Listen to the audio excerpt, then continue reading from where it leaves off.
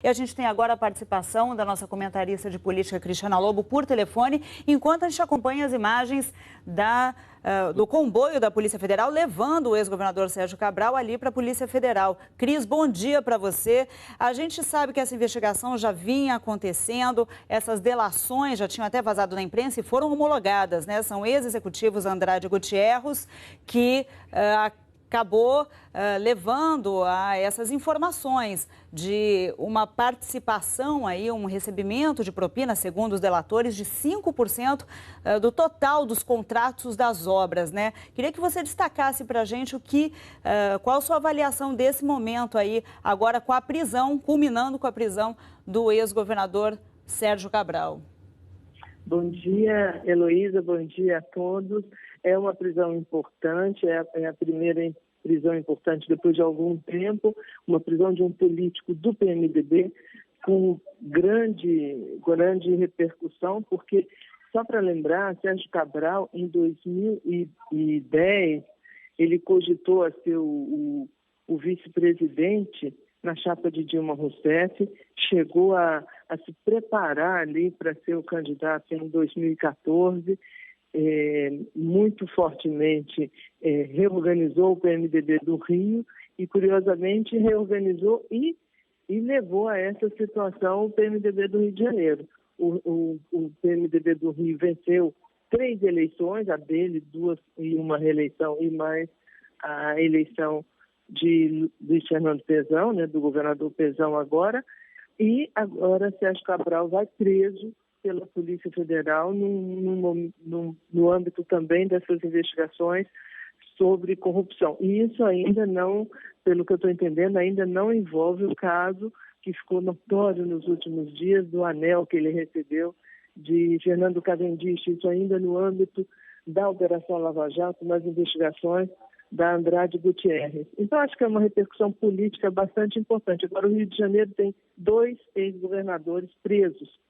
Um, Antônio Garotinho, foi preso ontem por acusação de crime eleitoral, e agora Sérgio Cabral preso por acusação de corrupção e recebimento de propina, os dois, enfim, por corrupção. Agora, só um detalhe, né, Heloísa? Antônio Garotinho, que é muito crítico, muito ácido e duro nas suas críticas, chegou a dizer um dia que levaria bombons para Sérgio Cabral na prisão. Os dois só não estão na mesma carceragem porque Garotinho ontem alegou que passou mal e foi para um hospital, senão teriam se encontrado na sede da Polícia Federal aí no Rio de Janeiro. Pois é, Cris. A gente vê que a situação política no Rio de Janeiro, nos últimos dias, ela vem se tornando cada vez mais grave. É o que você estava dizendo. Em 2 dias consecutivos, nós temos 2 ex-governadores do Rio de Janeiro presos. Ontem, o ex-governador Antônio Garotinho, agora o ex-governador Sérgio Cabral. Isso sem contar também a situação do atual governo, que enfrenta uma crise financeira gigantesca e que está enfrentando também, é alvo de grandes protestos, como a gente viu ontem também em frente à Assembleia Legislativa do Estado do Rio de Janeiro. Então, a política no Rio de Janeiro tem enfrentado momentos difíceis ao longo dos últimos tempos, né? Bom dia, Eric, bom dia a todos mais uma vez. Você abordou um ponto importantíssimo, porque a prisão de Sérgio Cabral hoje, com a acusação de corrupção, quer dizer, que ele tirou dinheiro dos cofres do Rio de Janeiro, isso vai alimentar ainda mais esse protesto que já se viu, que já foi registrado ontem por servidores, porque agora o argumento de que falta dinheiro, porque houve corrupção, ele fica comprovado, eles têm uma comprovação forte, cabal. Então, essa prisão de Sérgio Cabral, neste momento, atrapalha ainda mais a situação do governo do Rio. Se o interesse fosse abrir uma negociação, quer dizer, custa ainda mais argumentos, fica mais difícil ainda a situação do governador Pezão, porque diante de uma situação de absoluta falta de recursos nos cofres do Estado, a polícia investiga, e o Ministério Público, o desvio de 220 milhões de reais que teriam sido desviados de obras no Rio por parte de um esquema que estaria sendo comandado pelo governador Sérgio Cabral. Eu acho importante a gente ressaltar que essa prisão de Sérgio Cabral estava assim, muito já, vamos dizer, desenhada, porque as investigações vinham vindo há algum tempo apontando na direção dele como o chefe de um esquema no Rio de Janeiro que recebeu tantas obras importantes para a Copa, para a Olimpíada, tudo isso nessa gestão aí do PMDB do Estado. A reforma do Maracanã é a mais visível, no caso do governo do Estado.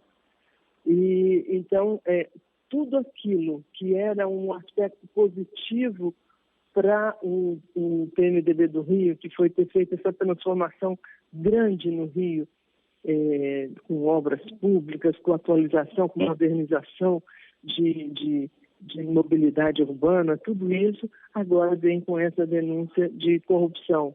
Então, tudo isso mancha